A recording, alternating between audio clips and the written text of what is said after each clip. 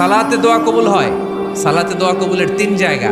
একটা হচ্ছে তাকবীরে তাহরিমার পরে আমরা সানা পড়ি না, আমরা তো একটা পড়ি, আল্লাহর হাবিব সুন্নাহ এবং নফল নামাজে আরো পড়তেন সানা, ওই দোয়া কবুল হয়। দুই নম্বর জায়গা সালাতে সেজদায় পড়ে দোয়া করলে কবুল হয়। আকরাবু মা ইয়াকুনুল আবদু মির রাব্বিহি ওয়া হুয়া সাজিদ ফাকসিরু ফীহি দুআ। বান্দা যখন সেজদায় লুটিয়ে পড়ে বান্দা আল্লাহর সবচেয়ে কাছে চলে যায়। তা কিন্তু বিশ্বনবী বলে সেজদাটা তোমার রবের কুদরতি পায়ের উপরে পড়েছে। সেজদায় পড়ে দোয়া করেন। সালাম ফিরানোর আগে বিশ্বনবী দোয়া করতেন, লা ইউসাল্লিমান্না আহাদুকুম হাত্তা ইয়াতাআওয়াযা মিন আরবা'a।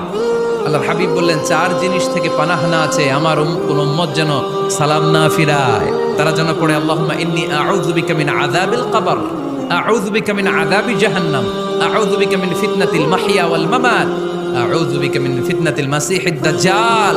আল্লাহ কবরের আযাব থেকে বাঁচাও, আল্লাহ জাহান্নামের আগুন থেকে বাঁচাও, আল্লাহ জীবন